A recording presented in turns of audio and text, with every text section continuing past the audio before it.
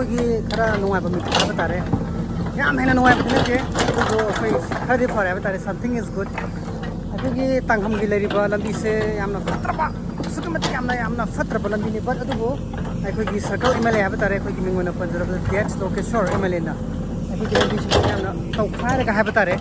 ꯇꯧꯈꯥꯏꯔꯒ ꯑꯩꯈꯣꯏꯒꯤ ꯂꯦꯚꯦꯂꯤꯡ ꯁꯦꯝꯅꯕꯒꯤꯗꯃꯛꯇ ꯑꯩꯈꯣꯏꯒꯤ ꯃꯥꯒꯤ ꯑꯩꯈꯣꯏꯒꯤ JCB 3-4 ꯑꯗꯩꯗꯤ ꯑꯩꯈꯣꯏꯒꯤ ꯔꯣꯂꯔ ꯁꯤꯖꯤꯟꯅꯗꯨꯅ ꯑꯃ ꯑꯗꯒꯤ ꯍꯩꯕ ꯑꯩꯈꯣꯏꯒꯤ ꯅꯨꯡ ꯌꯥꯝꯅ ꯀꯨꯞꯄ ꯃꯐꯝꯗ ꯅꯨꯡ ꯊꯥꯅꯕꯒꯤꯗꯃꯛꯇ ꯑꯩꯈꯣꯏꯒꯤ ꯊꯥꯕꯤꯔꯛꯑꯒ ꯉꯁꯤꯁꯦ ꯑꯩꯈꯣꯏꯒꯤ 13 ꯑꯣꯒꯁ ꯍꯥꯏꯔꯤꯕ ꯑꯩꯈꯣꯏꯒꯤ ꯅꯨꯃꯤꯠ ꯑꯁꯤꯗ ꯁꯦꯝꯅꯕꯒꯤꯗꯃꯛꯇ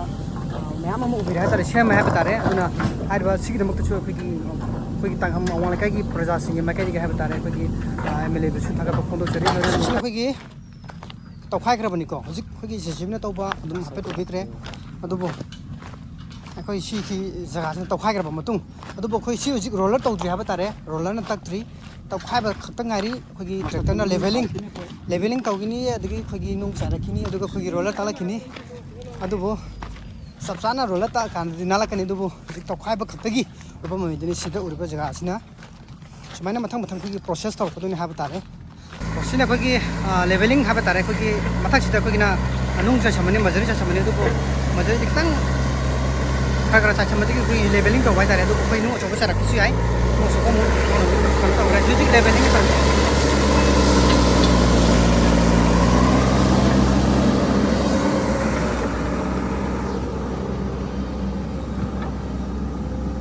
के हबत सिना लेवलिंग तौबकी तंजा दन है बतारे सोमदि खोगी सोंदा सलिबा माइकी इसकी फिनिशिंग कोइनी दो बजि लेरे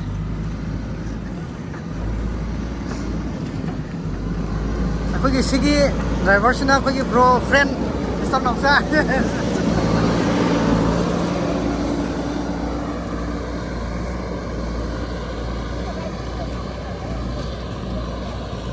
अखोगी सिदा लेरे याम्बा ब्रदर मिस्टर थोथोम सोमेन मासु अखोगी लंबी सेम्बा सिदा यामना पुंग सांग यावना थवा याम सांग यावना अदुम लंबा अखोगी मतेंग पांगबा अदुम याम थवा सांग यावबा अखोगी याम्बा brother अमखकनी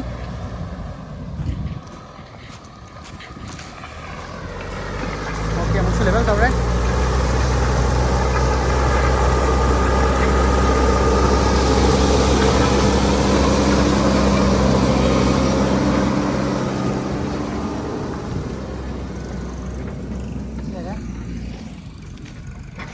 kogi si yamna finishing oidre haba tare si finalize oidre kogi level awba horokki tanja duni aduga sidasu mo kogi tractor sina mo hen baktang thawai dana patana tawlere aduga kogi sida driver silere ui ya na driver silere akan khoidat pati mami dune kogi level to bodak nang nuai na bi tamta kogi khoidat pone haba tare si leveling sam na bi tamta okay sigi condition je phawda lere adugo sonda roller tak pagi tanga chum yum ne siko akhoi zik sida roller ta isina khoi finishing ne haba tare asi khoi hana ngasai khoi mamang da khara uri yamna khoi khogai bagi matang yamna pot hol bagi khoi krukrak lai bagi matang adubo hojiti khoi roller sina rabani na haba tare roller ta abani na khoi hariba khoi lambi si adum khara fajare flane ore haba tare to hojik silai ba dum si myam no bisni sidana khoi tangkham lamkhai machin duni ko हारिबा लंबी से खोगी खुंद्रापम SC की मनुंग चना लेबा खोगी तांगखम अवां लेकाई Imphal east district हारिबा अदुगुम लबा खोगी खुंगंग अदुनि लेकाई अदुनि हाबा तारे हारिबा लंबी से खोगी मिंगोना पंजाबदा खोगी तेज Lokeshwar MLA circle MLA Khundrakpam SC हारिबा खोगी फॉर्मर स्पीकर हाबा तारे हाना स्पीकर अनबा खोगी सारसिना माकी मीडिया मखादा खोगी खुंगा तानाजराबा मतुंगदा हारिबा लंबी से सेंबिरकपनि अदुना लंबी से सेंबि बैदमतो सो खोगी माइकी प्रजासिंगि माइकी दिखा तारे तांगखम अवां लेकाई की प्रजासिंगि Mikey दिसो untuk seri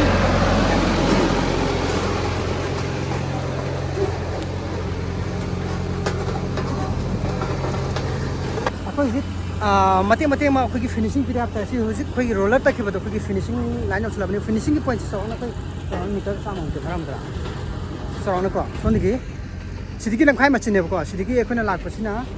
songi era seorang hujik pergi seorang 100 meter mau hai tadi around 100 meter is completed now पपुंग फारे हाबे तारे अदुगा हारिबे जगा से खोगी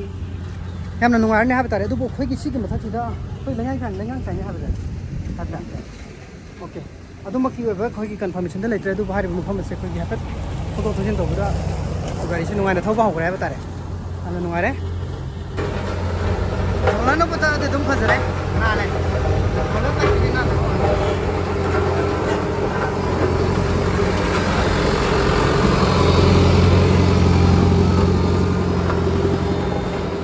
lambi se mi jaga se khoi Tangkham Awang Leikai hai jaga dane ba habadi pe nam tamda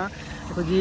pangai rong gi lambi Imphal district man chanba aduga phunapam SC ma manung chana lai ba khoi Tangkham Awang Leikai hai lambi si je koilas thabi ba horme ko sigi main road ki de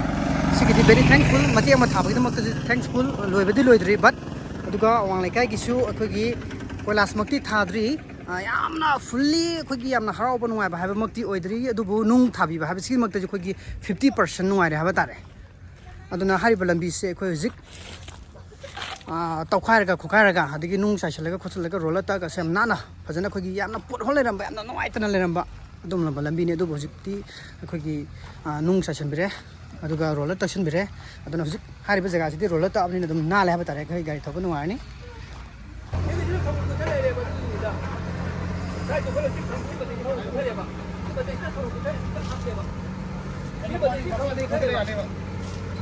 Mapa ni फसल लगा ना अदुदी high Mopa दे फसल बरा मपा ने का कोतम मतलब CC ना कुछ ले लेबा अदुदी लेबा साइज रा कुल जा साइज रा कुल साइज ये कुल ले याद रेबा अदुदी साइज ला कोई हमना थवा अब फ्रेंड हम तो ले साथिन पारगा ले रे ओ मसाले रा मे माजे आइना उहोदबा आइना लेट ओरपा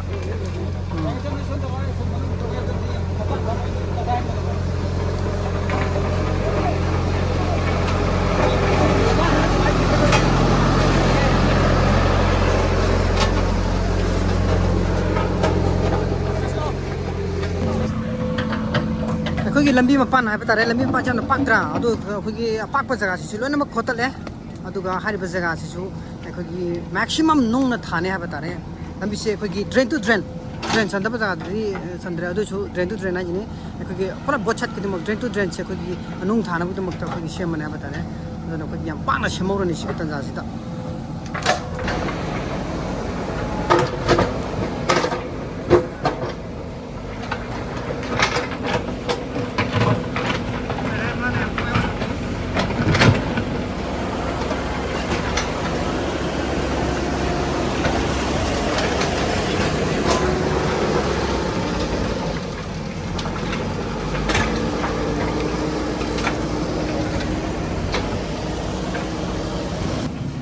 सिगी जगह ने कोई थोकसोम गोलाई हारे का खंगने रे जगह ने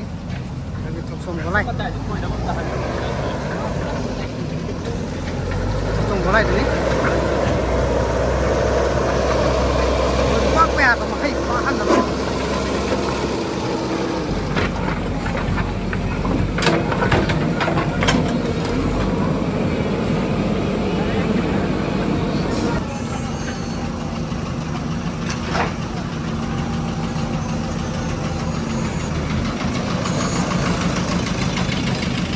CCB 1, 2, 3 and 4. Nasi se koi CCB mari. Pulak pun nasi CCB mari. Habis laga hari bawa pergi Tangkham di lambi si CCB bani. Masih siapa bani nak pergi lambi si am na nungai balambi haba do. Masih nama kyu orang ni haba tare. Kerana makin itu nungai ni. Baik kelas mak thar tu su. Kelas thar aku pun dia am na best thar tu nanti kelas mak thar tu su leveling tahu dah bawa orang tu su. Masih aku di set nala gadi kai thoko khopada problem se khram khai de forni na da nga hom ju le sida thawai am le on ni yeng ba nga hom le sida ba yeng ba de am thawai hom ju ba yeng ba thawai am le hom ju ba ko ji le le ठीक है खराब फजना सुनो को फजना ना सुनो को तो धरो धरो ज्ञान दान को ओके ओके